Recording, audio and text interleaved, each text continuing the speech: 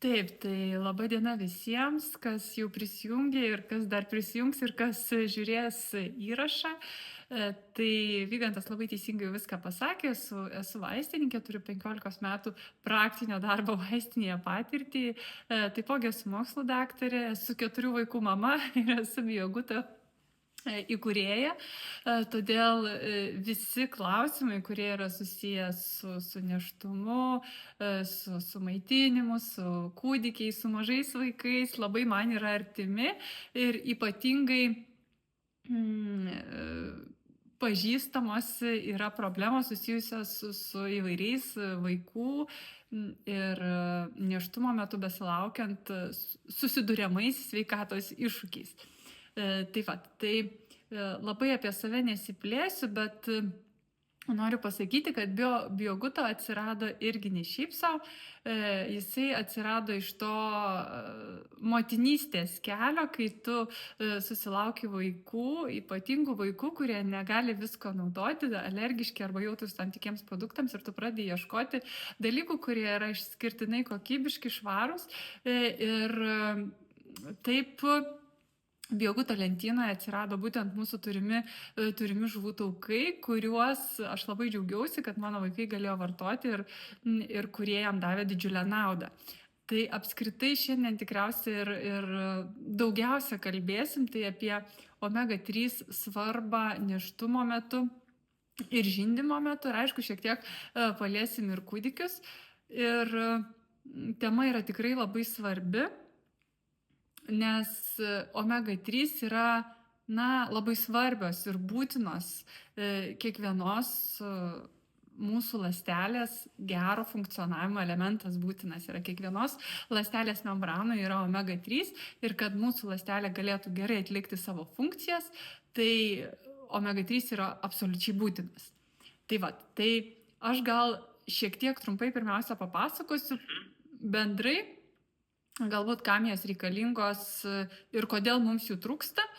Ir paskui galbūt paliesim tuos jau konkrečius klausimus, kurie dažniausiai ir kyla tikriausiai, kaip vartoti, kaip pasirinkti, kuo vieni skiriasi nuo kitų, ar ten skystus, ar ten kapsulės, ar prieš valgį, ar po valgio, ar ryte, ar vakare. Visą šitą, manau, aptarsime vėliau. Ir aišku, jeigu turite klausimų, tai visada tikrai rašykit, nes mums sunku žinoti, kas jums yra neaišku ir galbūt kažką tai paaiškinau ne iki galo, tai tikrai drąsiai klauskit ir viską išsiaiškinsim bendromis jėgomis. Tai bendrai mano gyvenimas su farmacija yra susijęs daugiau kaip 20 metų, tai turiu tikrai jau nemažą bagažą sukaupusi žinių iš įvairių sričių, tai klauskit ir bandysim viską atsakyti. Tai dabar jau pasakiau, kad omega-3 yra labai svarbios apskritai. Omega-3 yra kiekvienos mūsų ląstelės membranų sudėtinė dalis ir omega-3 ląstelės membranai duoda tokio takumo ir dėka jų tarp ląstelės ir išorės lengviau vyksta medžiagų apykaita ir ląstelė tokia lankstesnė, galima būtų pasakyti taip. Gaunasi plastiškesnė ir tas toks trūkumas omega-3, kurį mes galim pamatyti plika akim, jau tas išreikštas trūkumas, tai yra odos sausumas. Kartais tikrai yra dalis žmonių, kurie susiduria su labai sausa oda, netgi uždegimo linkusi oda, kurios nei ten kažkokiais kremais, nei kažkokiais tepaliukais taip paprastai nesutvarkysi, nes priežastis yra gilesnė. Priežastis yra ląstelės lygmenį. Tai būtent tas omega stoka, ta ląstelė jinai tokia tvirtesnė, standesnė tampa, to elastiškumo, plastiškumo trūksta ir tas toks vizualus odos sausumo vaizdas atsiranda. Tai čia tiek vaikam, tiek suaugusiems, tiek nėščioms, tiek maitinančioms visiems šitas požymis galioja.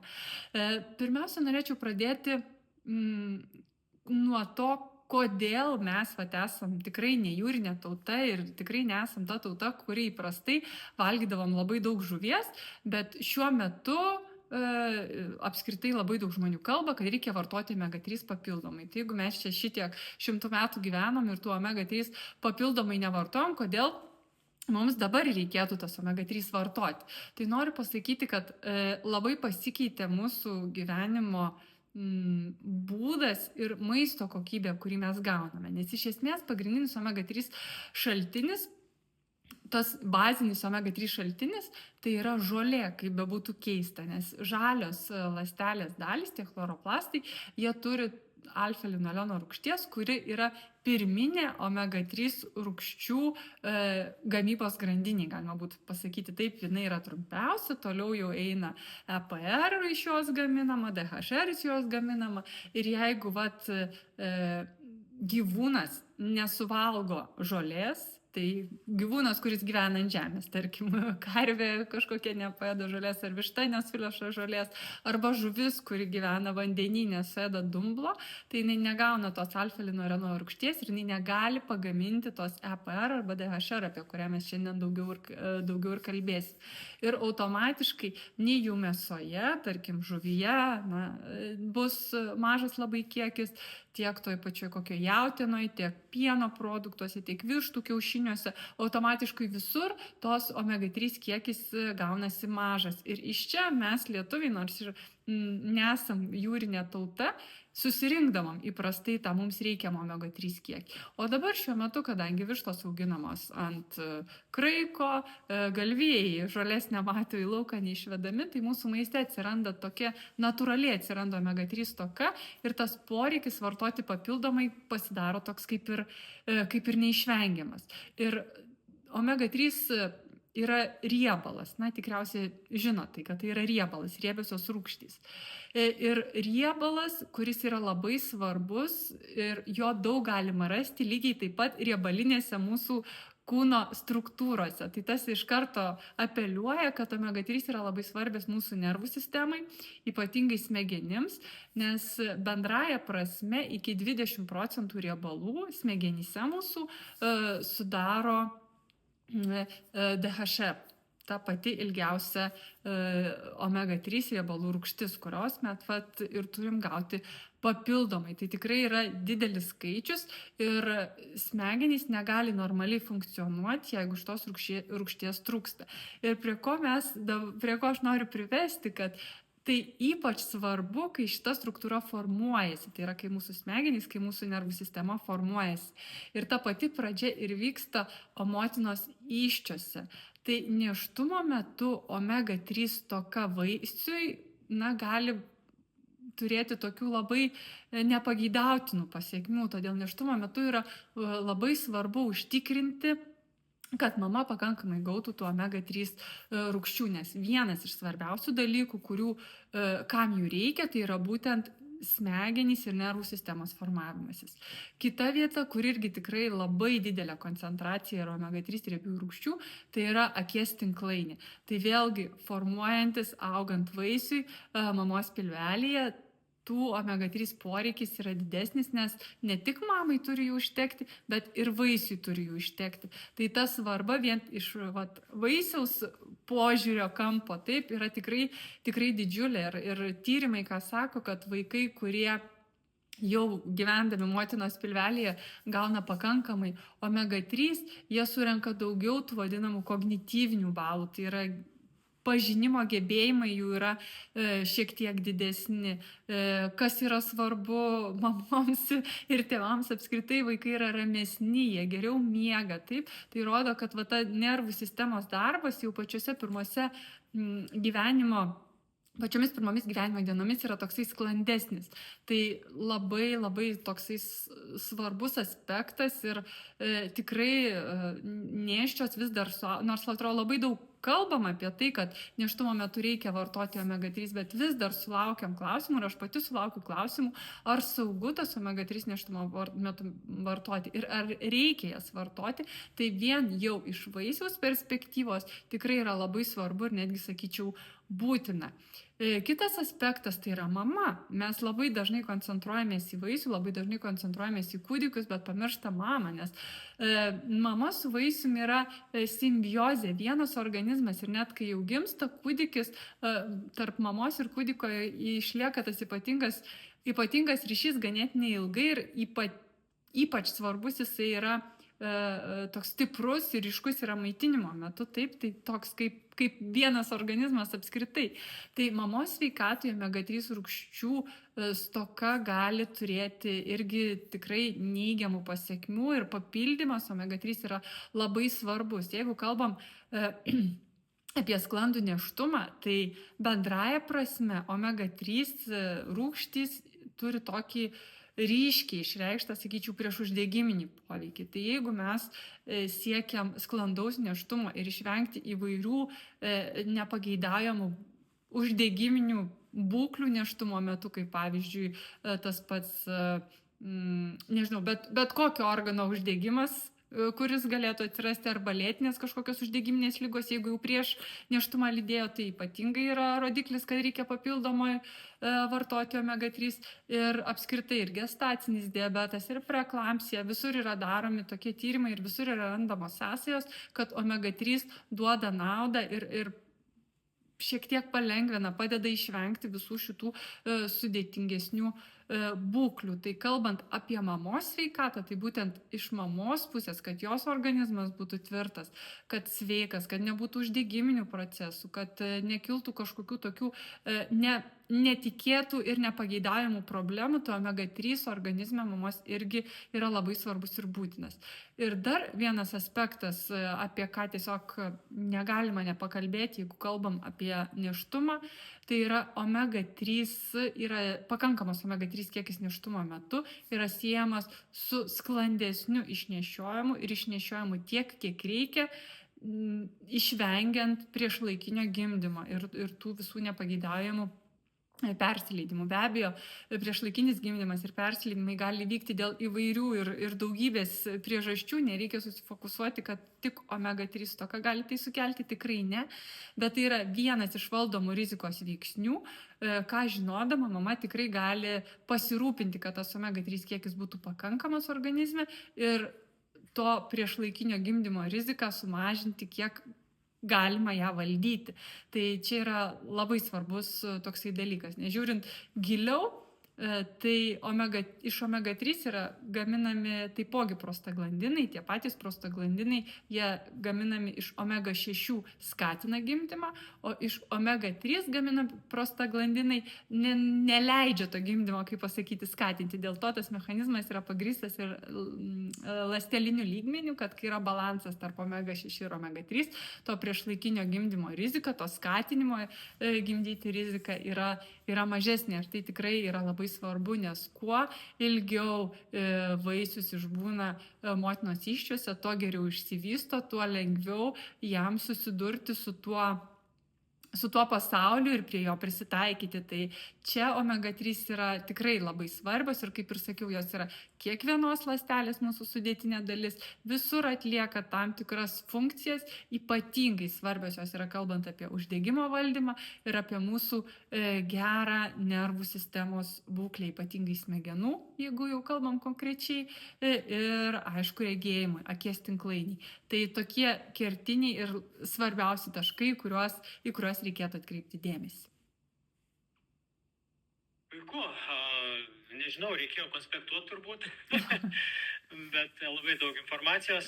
Indrė mums parašė, yra klausimas, turiu alergiukę dukrą, 8 mėnesių, pabandžiau duoti bioguto omega papildus, tik buvo alerginė reakcija, vaikas alergiškas histaminui ir dar begalė daugam. Gal žinote, ar tokiuose papilduose yra didesnis kiekis histamino? Nelabai tik supratau klausimą, ar nuo bioguto žuvų buvo alergija, ar apskritai yra alergija, nes šiaip, kad sukeltų šitas produktas alerginę reakciją, dar nesam susidūrę, nors rinkoje jisai yra daugiau kaip 10 metų, bet niekada negali sakyti, niekada visko gyvenime būna. Tai vat labai, labai iš tikrųjų įdomu, nes mes esam turėję tokių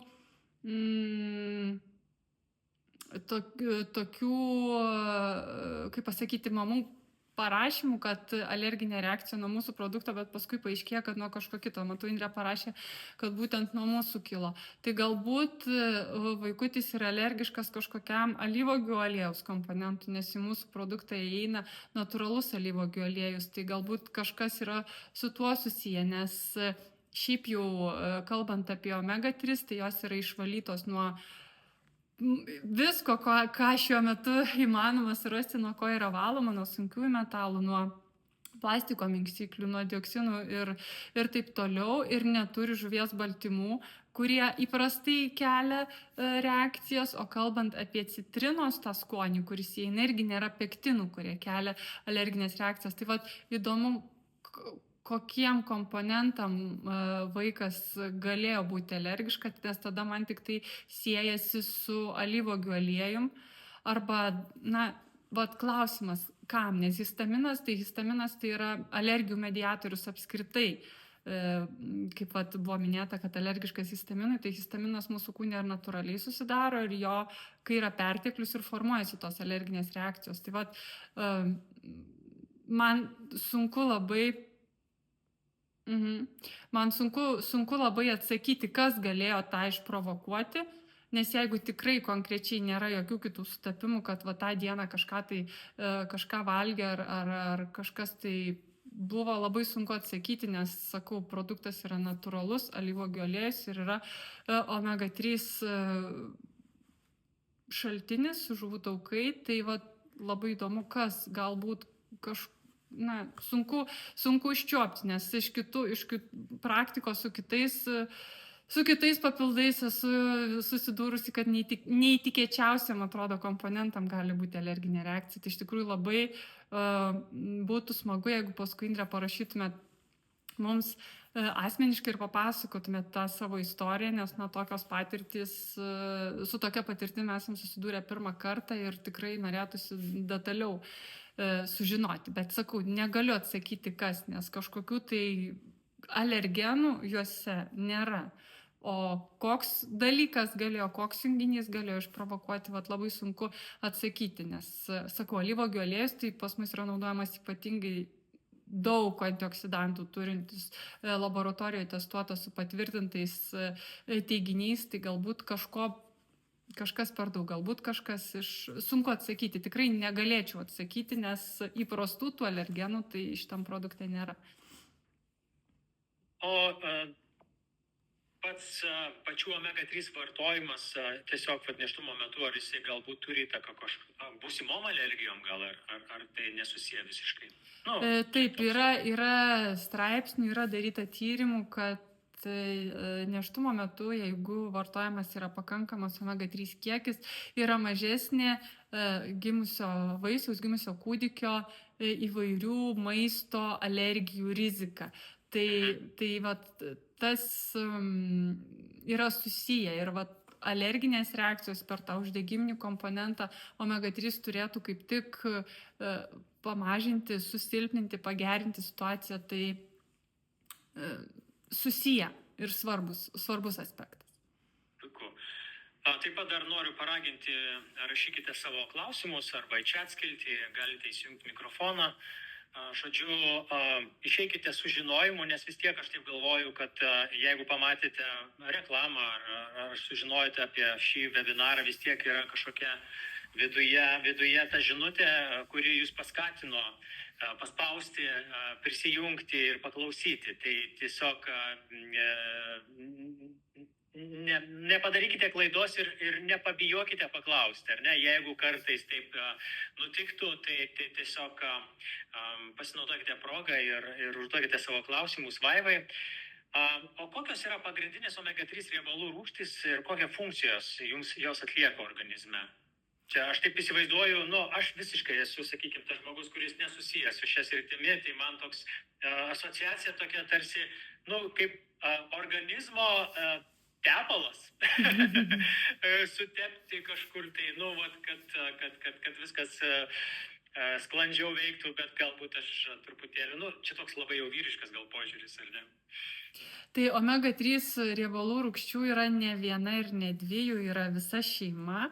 nuo trumpiausios grandinės alfa-linoleno iki DHR, mūsų aptariama ilgiausios grandinės. Tai funkcijų jos atlieka tikrai ląstelėje ne vieną ir ne dvi. Ir jeigu kalbant apie tyrimus ir apie būklės, kurios pagerėja vartojant omega-3, tai jų yra daugybė ir įvairių. Bet jeigu taip bendraja prasme žiūrint, apskritai, ką jos daro, tai vienas iš esminių momentų tai yra uždegimo mažinimas. Ir būtent kaip žiūrint į DHR, tai yra mūsų nervų sistemos, kaip pasakyti, veiklos, geros veiklos užtikrinimas. Tai centrinėje nervų sistemoje jos irgi atlieka ir tą patį uždegimo mažinimo momentą ir geresnė komunikacija tarp ląstelių vyksta, kai yra pakankamas omega-3 kiekis ir medžiagų apykaita geresnė vyksta. Tai toksai tikrai svarbus junginys ląstelinėme lygmenyje. Ir ypatingai vėlgi norėčiau akcentuoti tą uždegimą, bet tas uždegimas gali būti bet kur, visoks. Ir jeigu mes, nežinau, įsipjovėm pirštą, tai jau aiškiai, akivaizdžiai, arba ten susilaužėm koją, akivaizdžiai tą matom. Bet jeigu tas uždegimas yra kažkur viduj, kažkoks ląstelės pažeidimas, kaip pavyzdžiui širdies ir kraujagyslių ligos, taip kraujospūdis ten kyla, aterosklerozė vystosi ir taip toliau, tai nuolatinė tokia uždegiminė būklė, kuri yra viduje kraujagyslių, gali išprovokuoti tikrai tokius, liūdnus ir sudėtingus sveikatos sutrikimus, taip insultai, infarktai, trombozės ir taip toliau. Tai omega-3 šiuo atveju yra labai svarbės, nes jos neleidžia tam uždegimui įsisiūbuoti ir palaiko tą mūsų gerą sveikatą. Apie ten cukrinį diabetą kalbant, jeigu jau apie tokias ligas, tai vėlgi tai yra būklė siejama su daugybė uždegimų ir regėjimas nukenčia nuo cukrinio diabeto, ir mūsų periferiniai nervai, ir kraujotaka, ir visur tie uždegiminiai komponentai yra. Kalbam, nežinau, apie Alzheimerį, pavyzdžiui, irgi jeigu apie smegenų ligas, vėlgi uždegiminis komponentas labai svarbus. Jeigu kalbam apie vaikus, kas yra aktualu, tai įvairios alerginės reakcijos, atopiniai dermatitai,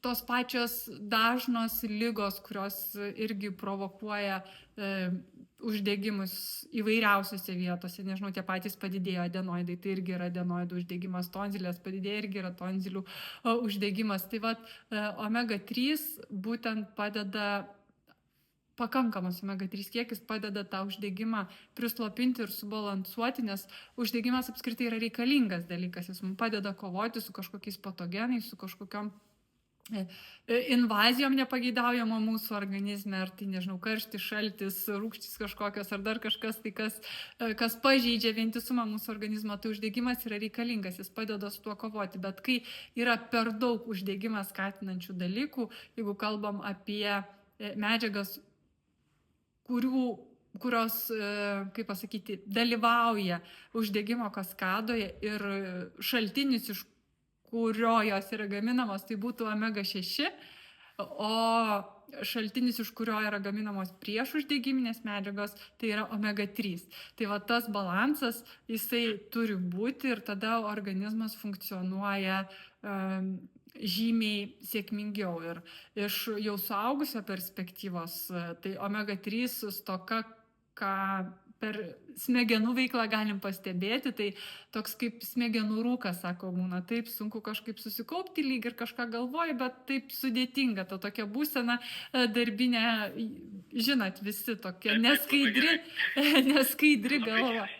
Taip, tai vat omega-3 tikrai labai prisideda prie tos būsenos išbraukimo iš mūsų dienotvarkės ir tikrai ta smegenų veikla jinai pagerėja. Tai apie įvairius dalykus galim kalbėti, jeigu kalbam apie ligas, tai ir depresijos, ir Alzheimeris, įvairiausios smegenų kitos ligos, ypatingai kurios susijusios su uždegimais, visos jos labai koreliuoja su omega-3 kiekiu mūsų organizme. Tai vat, o kaip ir sakau, vaikam, nėščioms mamoms, maitinančioms mamoms, tas omega-3 kiekis yra ypatingai svarbus, nes mes auginam naują žmogų, kuriam viskas statosi ir tas poreikis yra dar didesnis negu kad jau galbūt susiformavusiam žmogui.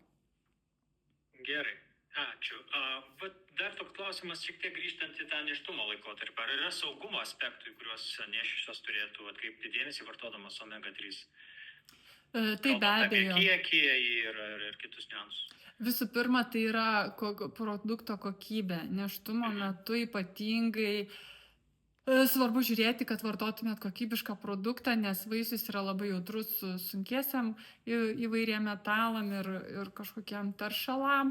Tai ypatingai svarbu yra kokybiškas produktas, kad būtų išvalytas nuo sunkiųjų metalų, apskritai nuo dioksinų, nuo ftalatų, kaip pavyzdžiui Bioguto žuvų taukai, tikrai labai mažai rinkoje produktų, kurie yra valyti nuo ftalatų, plastiko, minkštiklių, kad būtų kokybiškas. Geriausiai būtų ieškoti produkto iš smulkių žuvų, nes smulkios žuvis kaip ančiuviai, skumbrės, sardinės, jau gyvenimo ciklas yra trumpas ir jos sukaupia žymiai mažiau teršalų negu lyginant su kokiom menkėm ar kokiom kitom lašišom ar kitom kokiom stambiom žuvim. Tai jie yra vien jau tuo aspektų švaresni. Tai pirmas dalykas yra kokybė. Kitas dalykas, aišku, reikia žiūrėti, kad gauti pakankamą tą omega 3 kiekį. Ypatingai jeigu mama nevartoja visai prieš nėštumą, tai ta dozė jinai turi būti pakankama. Ir manęs, kai klausia, kokia ta dozė turėtų būti, nes įvairiausios organizacijos, skirtingos organizacijos pateikia skirtingas rekomendacijas ir dažnai pasiklystama tarp jų, tai aš visada žiūriu iš mūsų gamintojo patirties ir iš mūsų produkto rekomendacijos, tai reikėtų vartoti pagal svorį, nes kur liauna, maža moteris ir kur stambesnė ar aukštesnė moteris, jos kūno svoris yra didesnis, ląstelių yra daugiau, didesnis kiekis, taip, ir poreikis automatiškai yra didesnis. Tai pirmiausia, atsižvelgti į šitą aspektą, koks yra kūno svoris. Ir tada yra pas mus formulė, pagal kurią skaičiuojama, kiek tų omegų rekomenduojama suvartoti. Dar sulaukiu iš tikrųjų klausimų, galbūt ir kitoms klausančioms nėščioms bus aktualu, kad koks yra santykis EPR ir DHR, kad turi būti nėštumo metu daugiau DHR, mažiau EPR. Tai taip bendraja prasme traktuojant, kadangi nėštumo metu auga vaisius ir vystosi nervų sistema, DHR turi būti daugiau, bet aš labai noriu visų mamų atkreipti dėmesį, kad ne tiek svarbus santykis, kiek svarbu yra kiekis, nes gali būti tos DHR 50 mg, EPR 25 ir atrodys, kad santykis jau yra geras, arba gali būti DHR 500 mg, EPR 700 mg, pavyzdžiui, ir čia jau sakysit, santykis blogas, nebevartoti. Tai tas santykis yra labai tokia bendraja prasme, kad poreikis galbūt yra kažkiek didesnis tos DHR, bet jeigu jūs vartosit teisingo santykio produktą, bet bus mažas kiekis, tai jūs efekto negausit. Yra svarbu, kad būtų pakankamas kiekis tos rūgšties, ne tiek žiūrėkit į santykį, kiek į tą bendrą kiekį, nes mūsų šitam regione pagal tyrimus jau kiek teko kalbėti su mokslininkais, kurie būtent žiūri tą omega 3, omega 6 santykį, tyria kiekį, tai mūsų regione labai trūksta tos EPR bendrai sveikatai palaikyti, kuri turi tą labiau į uždegimą nukreiptą efektą. Tai dėl to, tarkim, ir mūsų produkte šiek tiek didesnis yra Bioguto žuvų taukos yra didesnis EPR kiekis, bet tikrai dėl to jisai nepasidaro blogas, kad santykis yra ne kažkokiuose tokiuose rėmuose, kokiuose kažkur perskaitėt, bet, sakau, dar kartelį noriu akcentuoti, kad žiūrėkit, koks kiekis yra tų riebiųjų rūgščių, ne tiek kreipiant dėmesį į tą patį santykį. Čia sakau bendrai, nes jeigu norim uždegimą mažinti, turėtų būti daugiau EPR, tas santykis didesnis, jeigu nėštumo metu galbūt DHR, bet dar kartelį akcentuoju, žiūrėkit į kiekį, ne tiek į santykį akcentuokite. O tai yra ant pakuotės būna užrašyti šitie santykiai? Taip. Dažniausiai taip. Yra užrašyti kiekvienos omega-3 rūgšties kiekis ir tiesiog kažkas kažkur iškomunikavo, kad pas mus yra teisingas santykis ir tikrai ta, žinutė labai plačiai pasklido, tai tiesiog išskyriau tą, nesulaukiu tų klausimų apie tą teisingą santykį, koks jisai turėtų būti, tai noriu akcentuoti, kad ne santykis svarbu iš esmės, o kiekis, nes nuo to ar DHR ar EPR bus daugiau, kitaip neveiks tas pats dalykas, tas pats produktas mūsų organizme, jos kiekviena savo darbą darys, jos viena kitai nemaišo. Tai va. Taip, turim klausimą. Žydra rašo, noriu pasteirauti, kokia žmogui dozė turėtų būti nenėštumo metu ir kiek ilgai reikia vartoti. Ar omega-3 naudoti ištisai? Ačiū. Tai kaip ir sakiau, omega-3 kiekis, aš pati taip galvoju ir taip gamintojas galvoja ir mokslininkai, nemaža dalis apskritai kalbant apie omega-3 kiekį, tų rekomendacijų kažkokių konkrečių pateikti sudėtinga, todėl yra tokia bendra rekomendacija iš mūsų pusės dozuoti pagal svorį. Tai kad suprasti, tarkim, 70 kg žmogui, mes pagal tą formulę paskaičiavę gaunam 2300 mg omega-3 riebalų rūgščių. Tai toks orientacinis galėtų būti skaičius ir atitinkamai pagal svorį jis didėja mažėja, atitinkamai pagal organizmo būklę. Jeigu mes kalbame apie žmogų, kuris sveria tuos pačius 70 kg, bet jisai turi lėtinės kažkokias ligas arba padidintą poreikį, gali būti tas pats nėštumas, jeigu prieš tai nebuvo visiškai vartotos jokios omega-3 riebiosios rūgštys, arba maitinanti mama vėlgi, jeigu prieš tai nebuvo vartojusi, tai galima vartoti netgi 20% didesnį kiekį, negu gaunasi pagal tą formulę. Tai tokios rekomendacijos konkrečiai negaliu pasakyti skaičiais, nes jinai priklauso nuo mano paminėtų faktorių, tai pirmiausia nuo kūno svorio ir nuo tos kažkokios tai šalia esančios gretutinės būklės, kuri gali reikalauti didesnio omega-3 kiekio. Bet bendrai, sakau, 70 kg žmogui vidutiniškai 2300 mg omega-3. Ir dar kokia kita klausimo dalis buvo? Ar omega-3 naudoti ištisai? Čia irgi tikrai labai geras klausimas, į kurį atsakau visada taip pat, ar valgyti mums reikia kiekvieną dieną. Nes omega-3 turi būti mūsų kiekvieno maisto komponentas. Kiekvieną dieną mes jų turim gauti, nes jos mūsų organizme yra eikvojamos, naudojamės, iš jų sintetinamos daugybė įvairiausių medžiagų, kurios atlieka daugybę įvairiausių funkcijų mūsų organizme, tai jų poreikis kiekvieną dieną yra ir jų mes turim gauti kiekvieną dieną papildomai. Tai jeigu klausiama, ar jas vartoti kiekvieną dieną reikia, tai reikia, jeigu maiste mes jų neturim papildomai. Galbūt yra kažkokia išskirtinė mityba, kur ten vien jūros gėrybės, žuvies labai daug ir taip toliau. Tai tokiu atveju taip, nereikia kiekvieną dieną, nes gaunam papildomai su maistu pakankamai. Bet jeigu tai įprasta tokia lietuviška mityba, kur nemažai pieno produktų, mėsos, kiaušinių, tai tas omega-3 papildymas turi būti kiekvieną dieną, jeigu norim gerai jaustis, jeigu norim užkirsti kelią kažkokiom problemam iš anksto, tai turi būti vartojama kiekvieną dieną. Nesvarbu nuo metų laikų. Tai nėra produktas papildas, vis tiek vadinkim į papildų, kurio kažkaip perdozuoti įmanoma. Ar tai yra kažkokia būklė, kur kažkaip pakenkti savo su per dideliu kiekiu omega-3 rūgščių? Teoriškai be abejo įmanoma. Visko galima perdozuoti, jeigu bus vartojami didžiuliai kiekiai, bet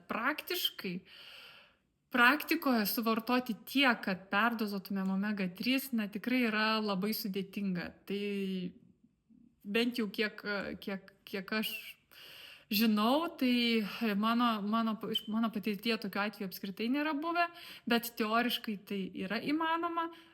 Tokiu atveju susilpnėja uždegiminis tas komponentas labai ir galbūt atvirkščiai gaunasi jau kažkoksai tai neatsparumas infekcijoms, iš kitos pusės jau perlenkiam lasdą gaunasi.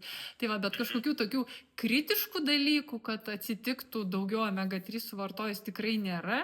Ir sakau, tie vartojami kiekiai turėtų būti, didžiuliai, kad perdozuotume. Tad tikrai nebijokite ir tos rekomenduojamos dozės pagal svorį, pavyzdžiui, tikrai nieko blogo, tik tai daug gero gali padaryti ir tai byloja savijautą pagerėjusi, pasikeitusi į gerąją pusę dažniausiai. Jo, tai aš supratau, kad, žodžiu, ir apskritai žmogui, ir nėštumo metu kažkokių rekomendacijų, kitokių vartojimo kiekių nėra. Tiesiog irgi reikia žiūrėti pagal savo svorį, nes tas svoris irgi kinta, ar ne, nėštumo metu jisai gali kisti, tai irgi atsižvelgiant į tą svorį irgi galima koreguoti turbūt, ar ne? Aš teisingas išvadas darau. Taip, galima tiesiog pagal svorį prisitaikyti tą dozuotę, kaip sakėt, pastebėti, jisai kinta, tai ir ta dozuotė gali kisti. Arba jeigu jau buvo kažkoksai, tai, sakau, būklė sudėtingesnės, uždegimai kažkokie, lėtinės ligos yra ir prieš tai visiškai nėštumo metu nevartotos omegos, tuomet galima netgi didesnę 5/5 dozę vartoti, kad tą padidėjusį poreikį patenkinti ir, kaip aš sakau, tas senas žaizdas užsigydyti, vartojant omega-3 papildomai. Taip. Dar šiek tiek mes palėtėm tą temą apie šaltinius maiste. Kaip supratau, tai yra pagrindė jūros gėrybės, žuvis ir kokie dar produktai, kuriuos patartumėte naudoti, būtent jeigu norint gauti natūraliai. Tai natūralų šaltiniai ir būtų tos pagrindinės, tai būtų riebios laukinės žuvis. Tai toks labai paprastas ir gerai žinomas mūsų lietuvių stalui skumbrė.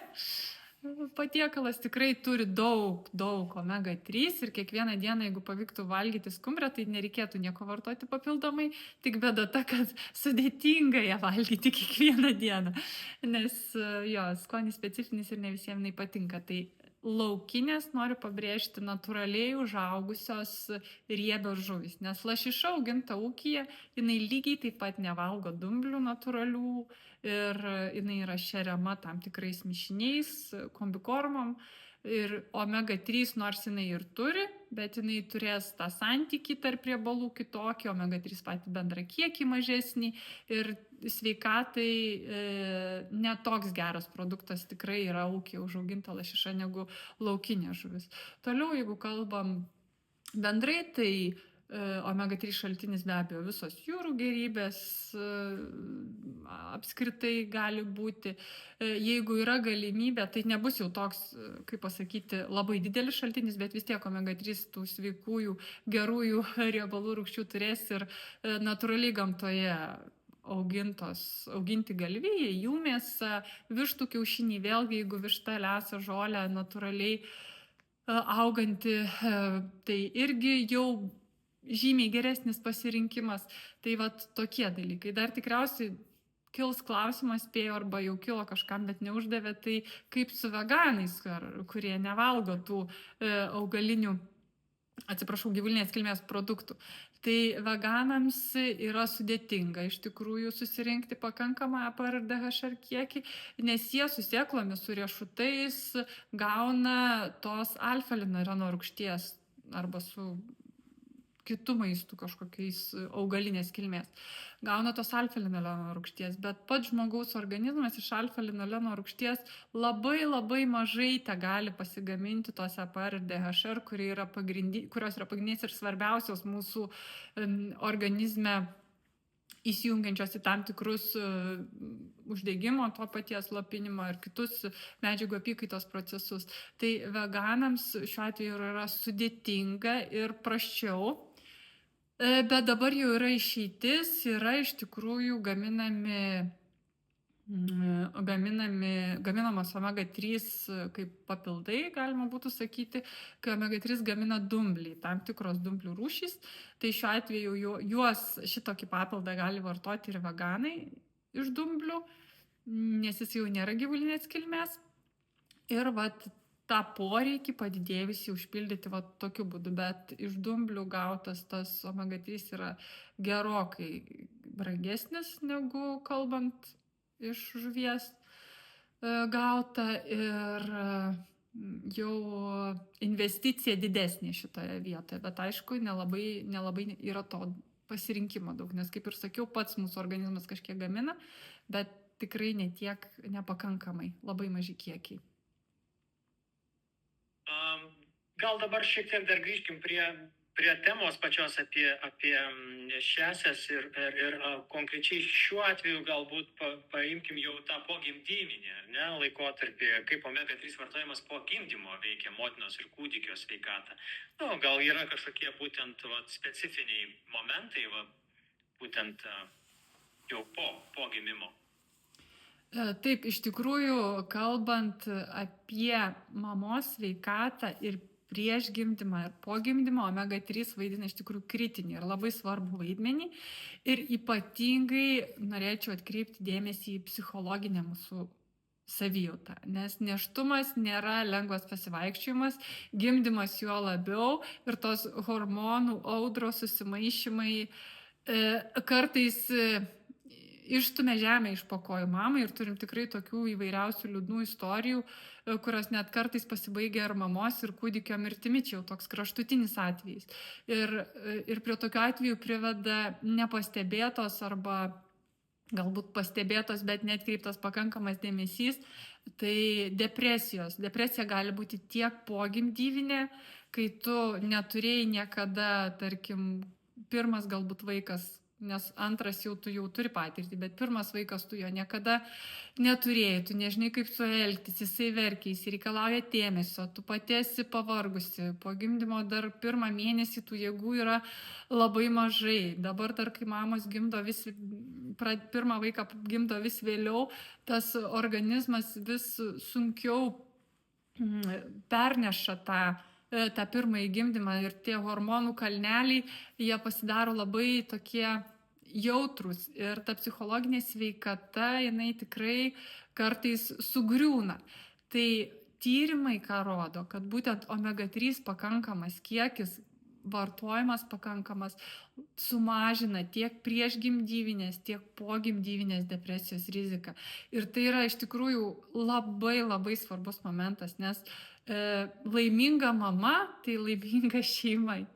Ir susidorojimas su tais iššūkiais, kurie atsiranda gimus vaikui, tai tikrai nepalyginsi su nauju darbu ar su kažkokia išgyvenimo stovykla, kur pats save įmeti ir gali bet kada pasitraukti ar kontroliuoti. Tai vaiko gimimas yra iš esmės faktas, kuris pakeičia visą tavo gyvenimą ir tu nebėra kelio atgal, taip tu nebegrįši į tą momentą, kai tu neturėjai vaikų. Tai jam reikia pasiruošti ir psichologiškai ypatingai pasiruošti kartais neišeina, nors tu ir skaitai ir žiūri, galbūt ir kalbėsi ir domiesi ir viską, bet tas pats faktas tave užgriūna netikėtai ir su savo džiaugsmais didžiuliais ir su savo rūpesčiais. Ir labai svarbus, dar kartelį noriu pasakyti, yra omega-3 vaidmuo šitam procese, nes jisai padeda išlaikyti, omega-3 riebalų rūgštys padeda išlaikyti tą stabilumą psichologinį ir atitolinti ir sumažinti riziką, galbūt reikėtų tai pasakyti, tų priešgimdyvinių ir pogimdyvinių depresijų. Kitas aspektas, su kuo jau susiduria mamos gimus vaikui, tai yra nemiga. Tie nemigos epizodai, vaikutis taip jau yra, jiem dar nesusiformavo viskas ir jie prastai miega, dažnai keliasi, mama neišsimiega, budinėja ir automatiškai atmintis labai prastėja. Ten padėti raktus į šaldymo kamerą tikrai menka problema yra maitinančiai neišsimiegojusiai mamai. Tai vėlgi buvo atlikti keli tokie tyrimai labai įdomus man asmeniškai, nes, sakau, pati auginu 4 vaikus ir tas epizodas nemiegojimo pakankamai ilgai tęsiasi. Tai kad omega-3 vartojimas žymiai pagerina atmintį, kai tau neleidžia išsimiegoti naktį. Ten buvo toks atliktas eksperimentas, kai buvo budinama, neleidžiama išsimiegoti vienai grupiai ir tiksliau 2 grupėm, vienai duotos omega-3, kitai neduotos, tai ta grupė, kuri gavo omega-3, parodė žymiai geresnius rezultatus. Tai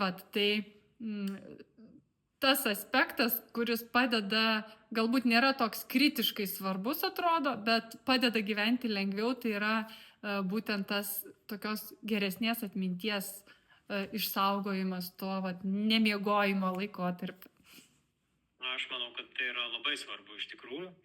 Ir apie depresiją taip pat paminėjai, nes buvau kaip pasiruošę šitą klausimą, tai puiku užbėgom už akių. O kūdikiui, ar galima duoti, gal nežinau, aš irgi toks galbūt vyriškas klausimas, gal moteris jau šypsosi, jos galbūt geriau žino, bet vis tik gal yra nežinančių, arba ar galima duoti, ar nuo kiek laiko galima duoti? Labai geras klausimas, nes šitas klausimas tikrai daugam kyla. Tai mano rekomendacija, nuo kada duoti omega-3 kūdikiui, yra labai paprasta. Nuo tada, kada rekomenduoja gydytojas. Jeigu yra kažkokių tai specifinių indikacijų, nervų sistemos kažkokių būklių, kai reikia tas omega-3 vartoti anksti, arba nuo daugmaž 6 mėnesių, kai yra pradedamas jau primaitinimas ir jau vaikučiui galima suduoti kažką tai papildomai. Tai tokia bendra rekomendacija 6 mėnesiai atspirties taškas, bet tikrai gali būti ir anksčiau, jeigu rekomenduoja gydytojas. Ir kaip ir sakiau, dozės yra labai pasaulyje įvairių rekomendacijų, kokios tos dozės turėtų būti. Mes vadovaujamės tuo, kad dozuoti reikėtų pagal kūno svorį. Ir jeigu, tarkim, vaikutis sveria 10 kg, tai bioguto omega-3 riebalų rūgščių jam reiktų 1,5 ml. Tai tikrai nedidelis kiekis ir nesudėtinga sugirdyti, o nauda didžiulė ir akivaizdi. Ačiū. Ir po kiek laiko po gimdymo maitinančioms mamoms svarbu vartoti? Aš jau, kaip supratau, tikrai naudinga būtų naudoti nuolat, Taip. Bet galbūt kiti pasirinks naudoti epizodiškai, bet maitinančiai mamai jau tikrai būtų patarimas vartoti, kurį laikotarpį? Maitinančiai mamai, tai bent jau maitinimo laikotarpiu, tai tikrai viso reikėtų vartoti, nes tie resursai, kuriuos turi mama, jie tiesiogiai atsispindi motinos pieno kokybėje. Ir jeigu mama neturi omega-3 riebalų rūgščių sukaupusių atsargų, tai ir piene jų nėra. Jeigu nėra piene, reiškia vaikutis irgi negauna jų. Tai vienintelis šaltinis, kalbant apie vaikučius maitinamus mamos pienu.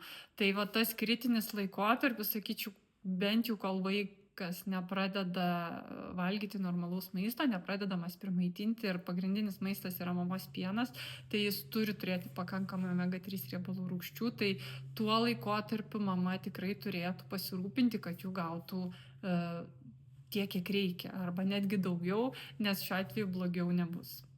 O jeigu mama maitindama vartoja omega-3, ar vaikučiui dar duoti? Jeigu vaiko pagrindinis maistas yra mamos pienas ir vystosi gerai, mama gauna pakankamą omega-3 riebalų rūgščių kiekį, tai duoti galbūt ir nėra prasmės, bet jeigu jau tas pienas patapo maistu 1 kartą per dieną ar ten 2 kartus, tarkim, jau kelionė eina link tos normalios, racionalios, įprasto žmogaus mitybos, tai tokiu atveju jau galima pridėti ir tų omega-3 riebalų rūgščių ir į maistą. Jeigu, sakau, maitinam daugiau, galima ne visą galbūt kiekį, bet paprastai jų per daug nebūna, ypatingai augančiam vaikui. Ir kuo mažesnis vaikas gaus tų omega-3 pakankamai, tuo mes padėsim geresnius pamatus ateičiai, kalbant apie mūsų visos nervų sistemos vystymąsi. Tai yra tikrai labai svarbus momentas, nes čia yra tokia statybinė medžiaga kiekvienos ląstelės, kurios labai reikia. Taip, darau išvadą, kad mama irgi sunkiai jo gali perdozuoti, tai vaikams irgi tas pats galima duoti drąsiai, nėra jokio pavojaus, ar ne? Taip.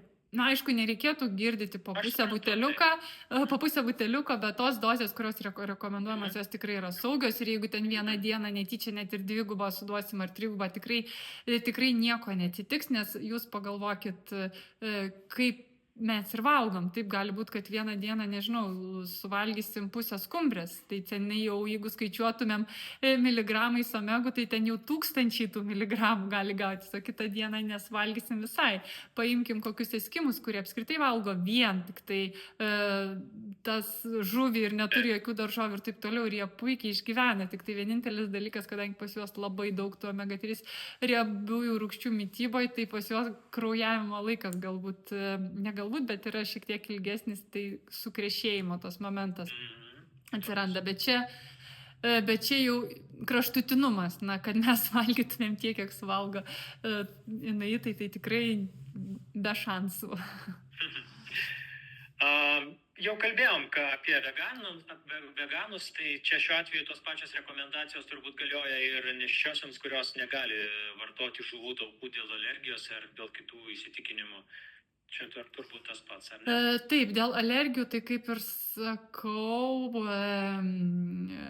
bent jau mūsų produktas yra tikrai be žuvies baltymų ir jeigu yra alergija žuviai, tai galima jos naudoti. Be abejo, rekomenduojam iš pradžių pasibandyti, kad maža ką, nes gali būti alergijų ir kažkokiom tai kitokiom medžiagom, galbūt net kartais nėra nustatyta, kam konkrečiai ir pačiam žmogui sunku žinoti.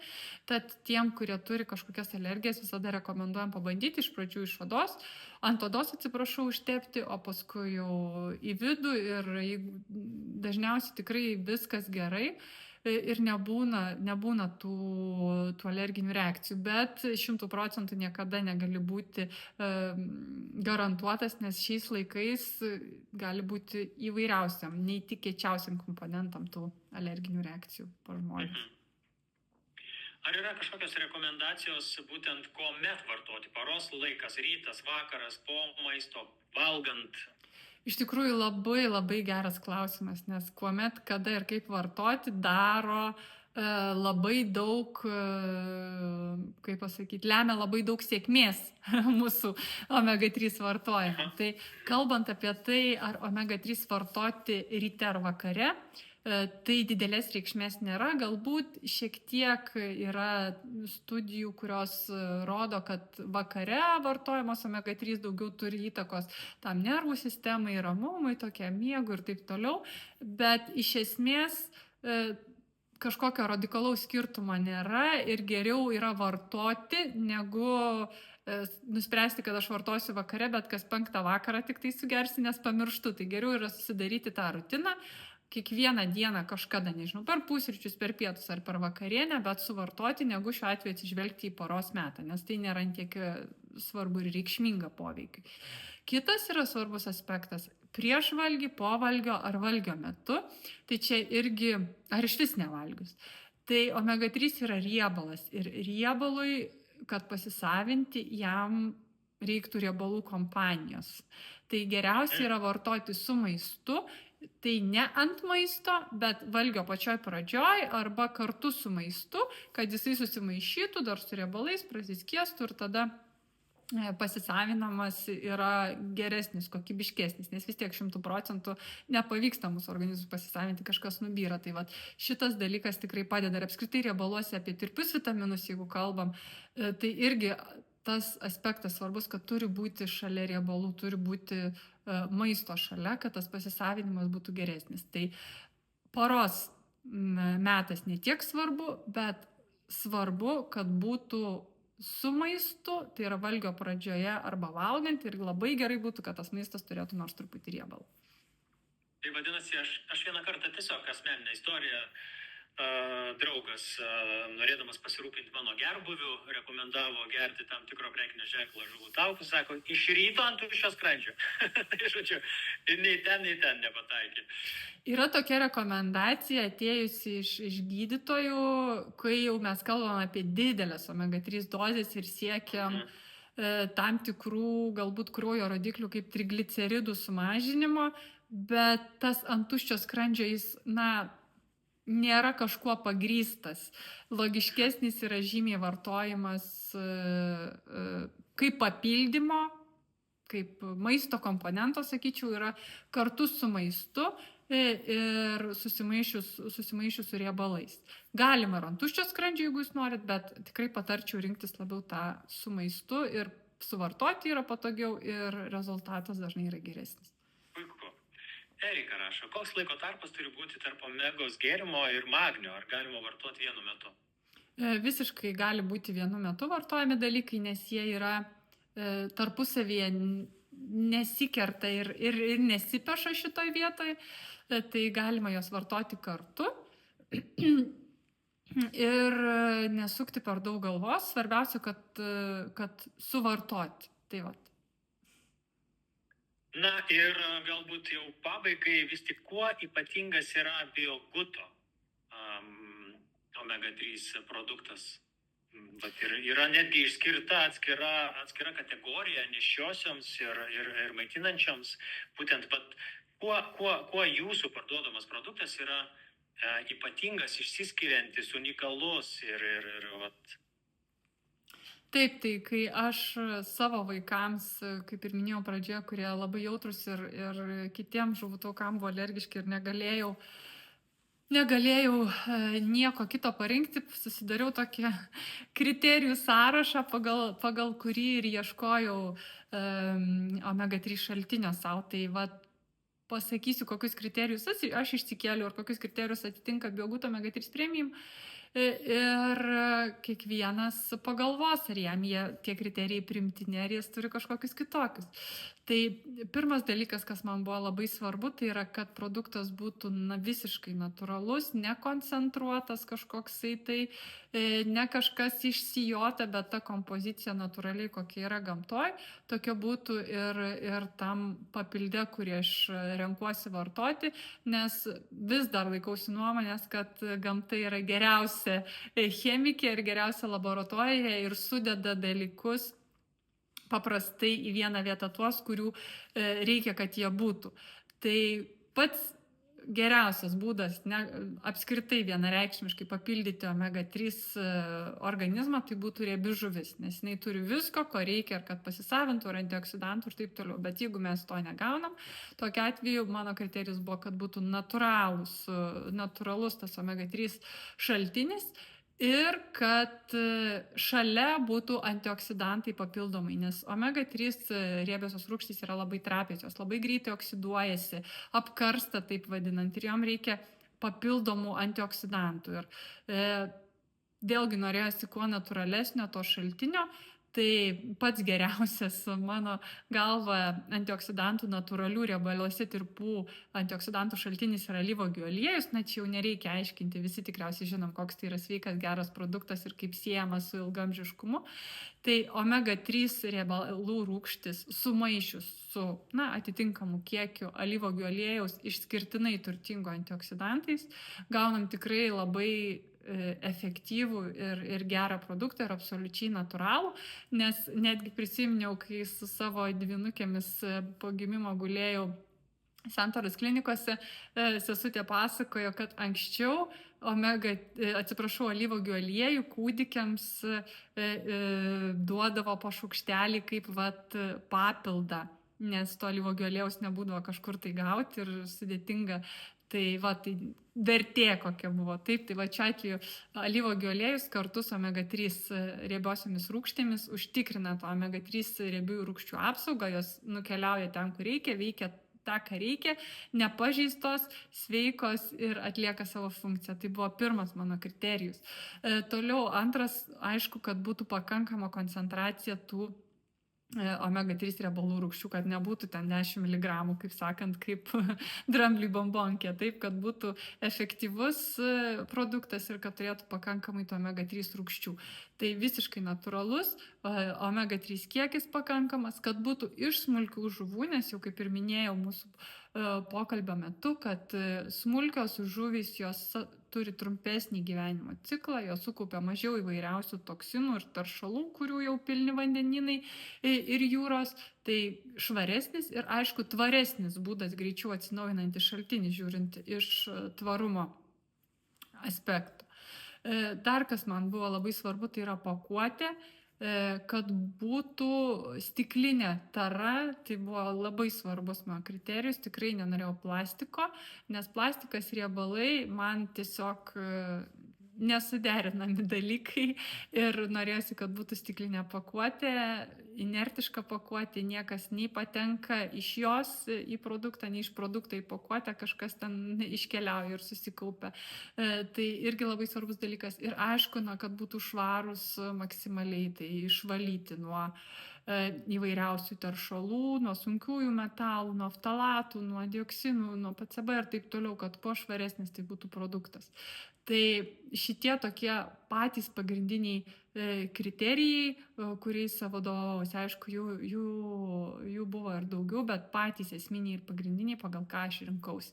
Ir aišku, kad būtų skystas, norėjosi man, kad būtų skystas, kad būtų lengva dozuoti, nes kapsulę vaikui nesuduosi, kramtoma irgi ne visiems tinkama, o skysta forma yra ta forma, kuri yra patogi dozuoti ir iš to paties buteliuko gali pilti ir kūdikiui, ir suaugusiam vyrui. Taip, kad čia toks lankstumas, universalumas irgi didelis pliusas buvo mano požiūrį.